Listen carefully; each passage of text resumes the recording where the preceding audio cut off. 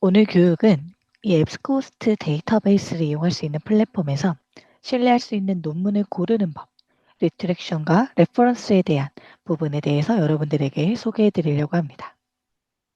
자, 그럼 먼저 앱스코 데이터베이스에 대해 여러분들에게 소개해 드리도록 하겠습니다. 오늘 여러분들과 함께 살펴볼 앱스코스트는 앱스코에서 제공하는 서비스 중 하나인데요. 앱스코는 세계 최대 학술 콘텐츠 제공사로 다양한 연구 분야별 대표 학술 데이터베이스, 학술 리뷰, 해외 디지털 매거진, 그리고 맞춤형 전자자원 통합 검색 등 다양한 학술 정보를 도서관 또는 연구기관에 제공하고 있습니다. 이러한 앱스코어에서는 450여 종의 주제 분야별 학술 데이터베이스를 제공하고 있는데요. 450여 종, 굉장히 많죠. 이제 그중 여러분들이 소속하고 있는 도서관 또는 소속하고 있는 학교에서 구독하고 있는 데이터베이스에 따라 여러분들이 이용할 수 있는 데이터베이스가 상이하게 되는데요. 지금 앞에 보이시는 8가지 데이터베이스는 제가 예시로 가져와 보았습니다. 보시는 것처럼 주제 분야, 전 학문 분야를 포함하는 아카데미 설치라는 데이터베이스 또는 경영 경제에 특화되어 있는 비즈니스 소스, 종교나 종교에 특화되어 있는 아틀라 또는 전자책 컬렉션 또는 간호보건학 시날, 의생명화 매들라인 또는 인문, 민속 언어에 특화되어 있는 MLA 그리고 교육학에 특화되어 있는 에듀케이션 외에도 450여 종의 주제 분야별 학술 데이터베이스를 제공하고 있습니다.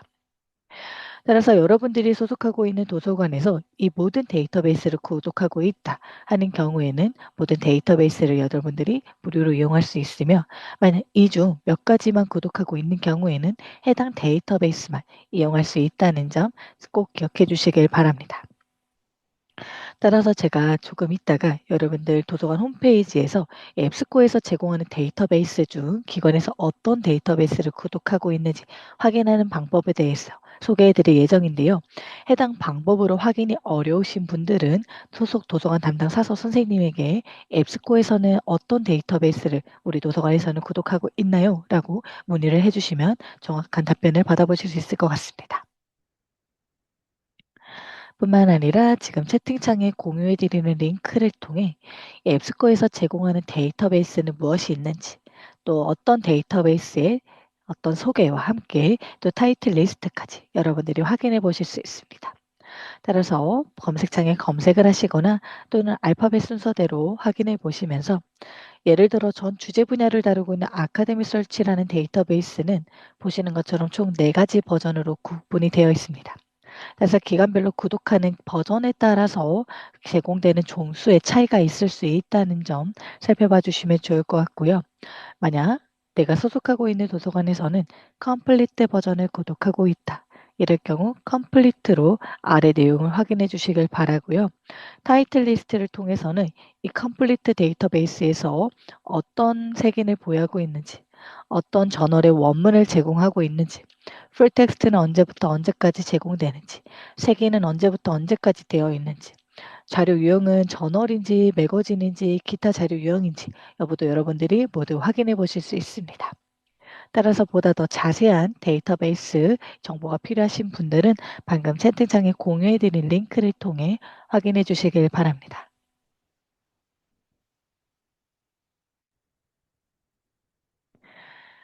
방금 소개해 드린 이 여러 가지 데이터베이스는 모두 공통된 인터페이스를 통해 이용할 수 있습니다. 인터페이스는 바로 앱스코스트라고 불리는데요.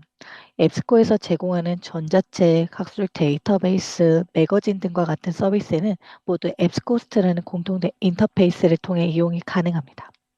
따라서 여러분들이 어떤 데이터베이스를 선택하셔서 접속하시든지 모두 이 앱스코스트라는 공통된 인터페이스를 통해 이용할 수 있다는 점 살펴봐 주시면 좋을 것 같고요.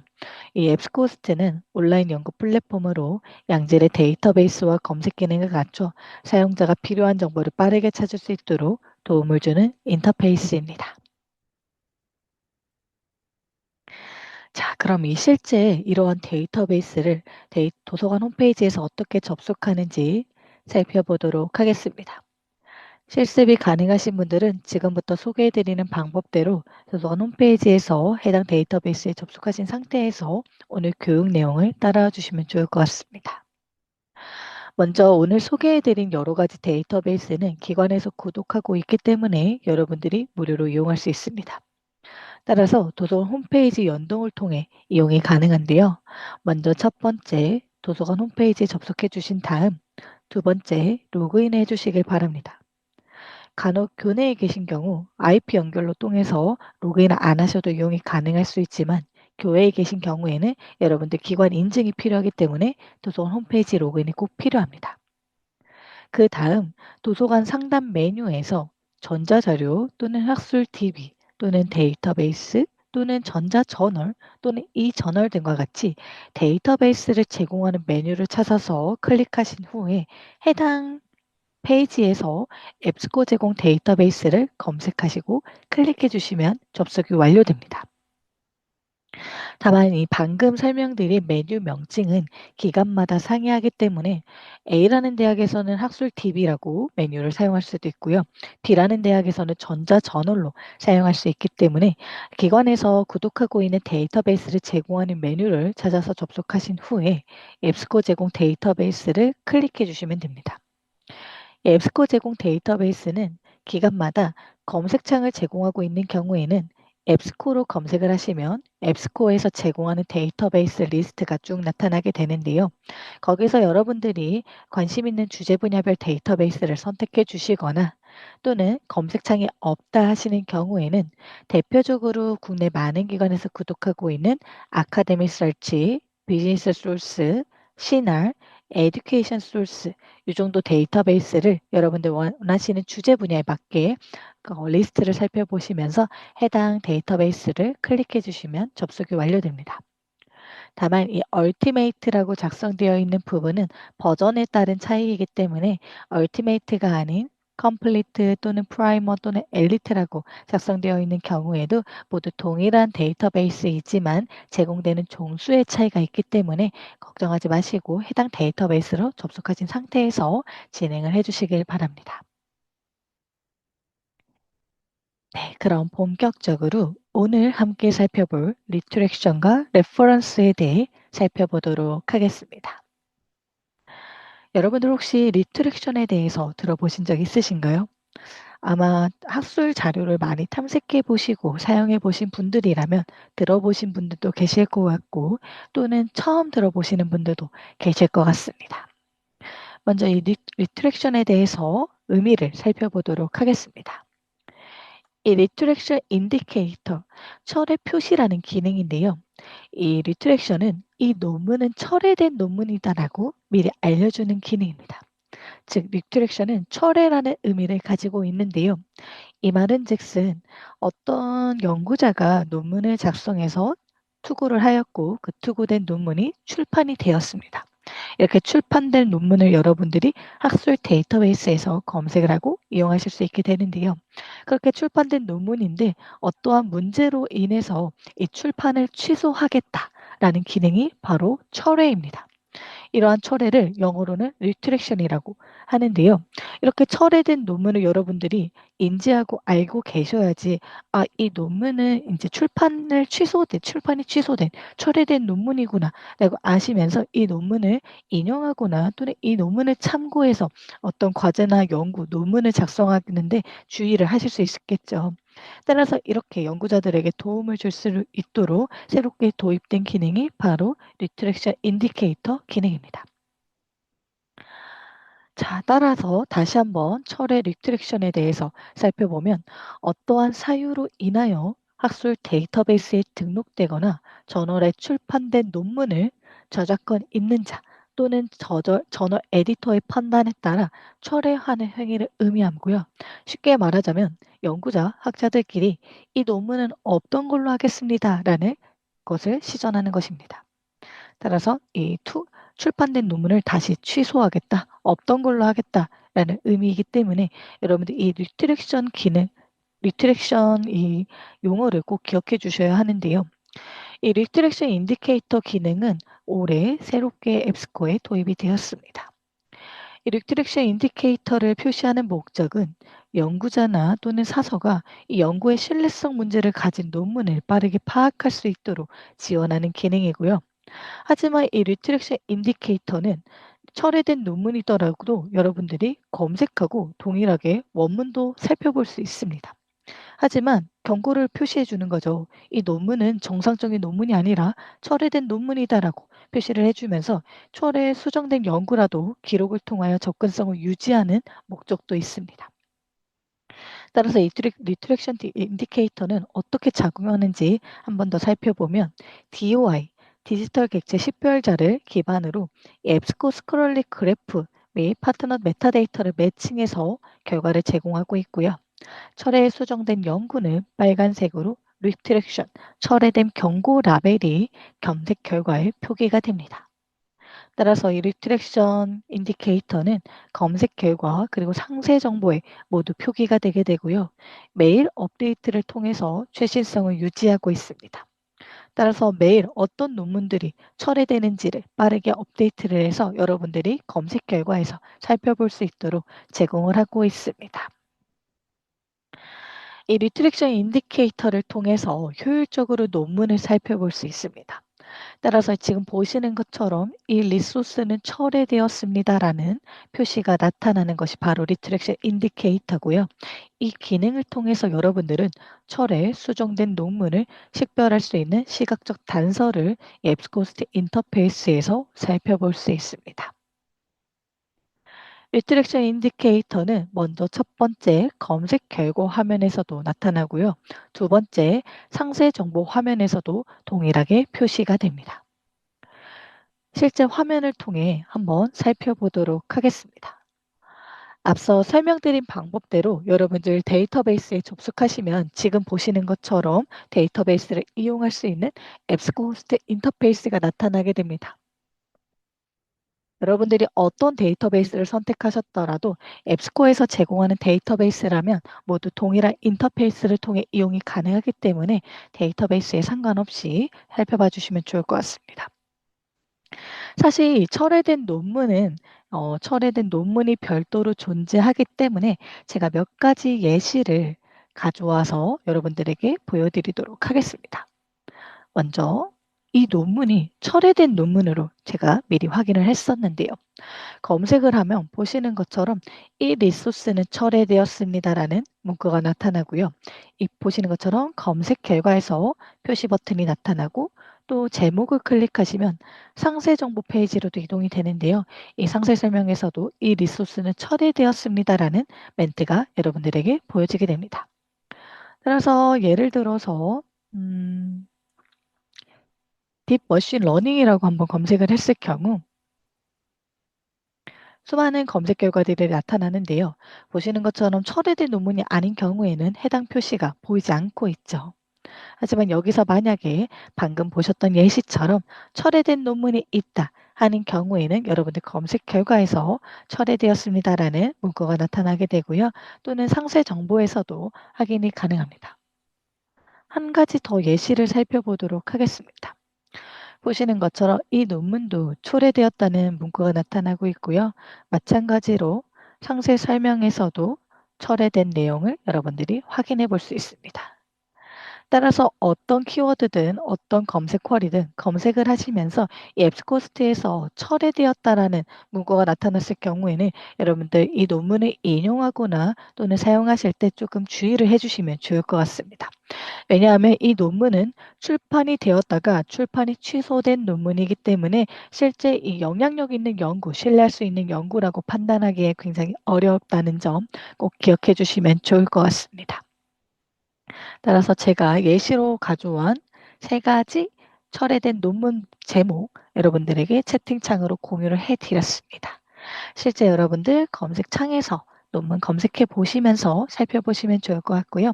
해당 논문이 검색 결과에 없다라고 나타나는 경우에는 여러분들이 선택한 데이터베이스에서 해당 논문을 구독하지 않은 경우일 수 있기 때문에 이 부분도 미리 양해 부탁드립니다. 그럼 이 철회된 논문은 검색 결과 순위에 영향이 있을까요? 라고 궁금하실 수 있는데요. 결론은 없습니다입니다. 철회되었다고 해서 검색 우선순위에서 밀려나는 것은 아니며 사용자는 해당 연구의 상세 페이지도 그대로 열람할 수 있습니다.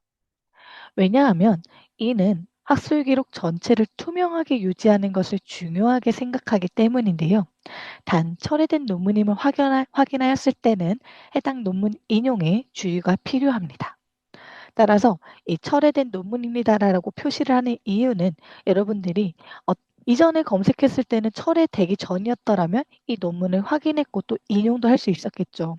근데 다음 날 또는 다음 주 또는 다음 달에 검색을 다시 하였더니 철회된 논문이라고 표시가 되는 부분을 확인하셨다면 다시 그 인용을 여러분들이 삭제하시거나 내가 작성하는 보고서나 논문에서 해당 내용을 삭제할 수 있는 기능이기 때문에 투명성을 유지하기 위해서 이 학술 데이터베이스에서는 철회되었다는 내용을 표기하기만 하지 뭐 우선순위나 또는 검색 결과에 영향을 미치지 않는다는 점 기억해 주시면 좋을 것 같습니다.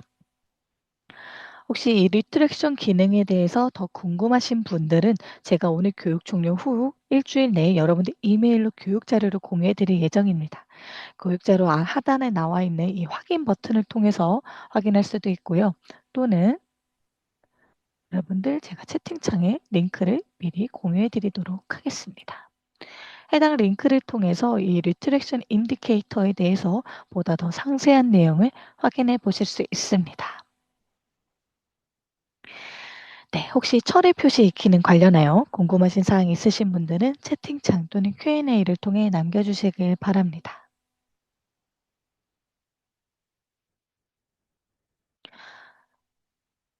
그럼 다음으로 레퍼런스 기능에 대해서 살펴보도록 하겠습니다.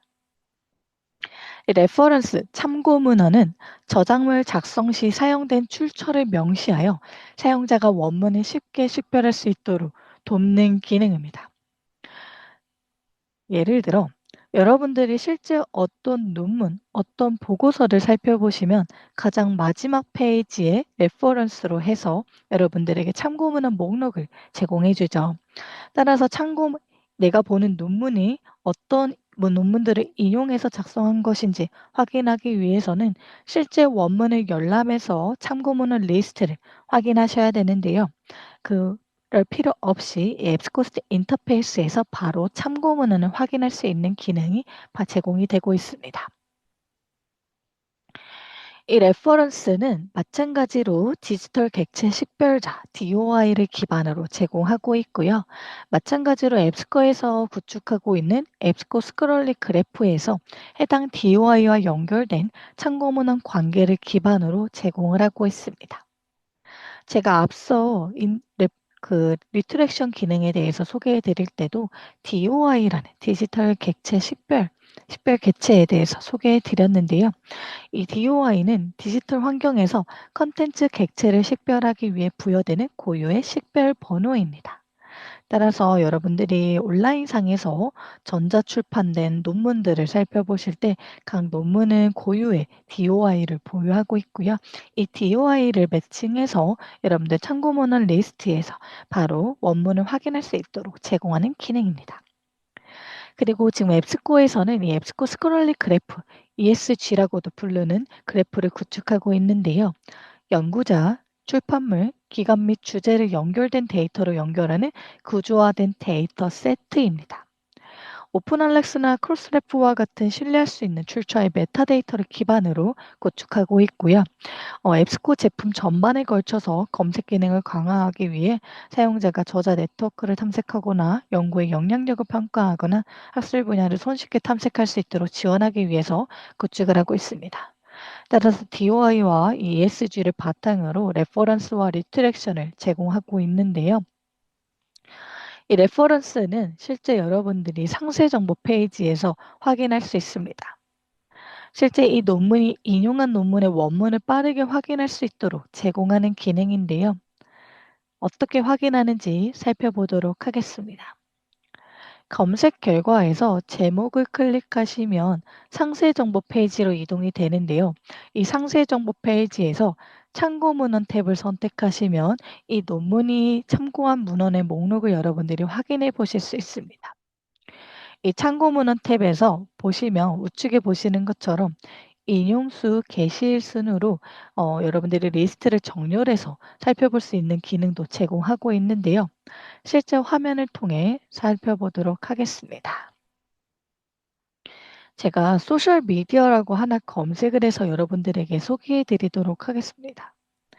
검색 결과를 한번 쭉 살펴봤더니 철회된 논문은 아직 나타나고 있지 않네요.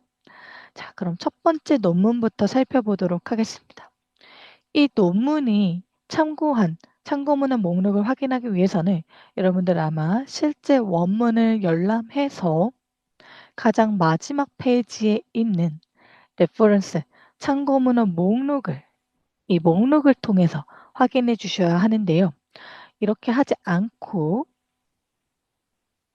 상세 정보 페이지에서 제목을 클릭해서 이동되는 상세 정보 페이지에서 참고 문헌을 선택하시면 방금 보셨던 리스트들이 보시는 것처럼 이 참고 문헌 탭에서 리스트로 나타나게 됩니다.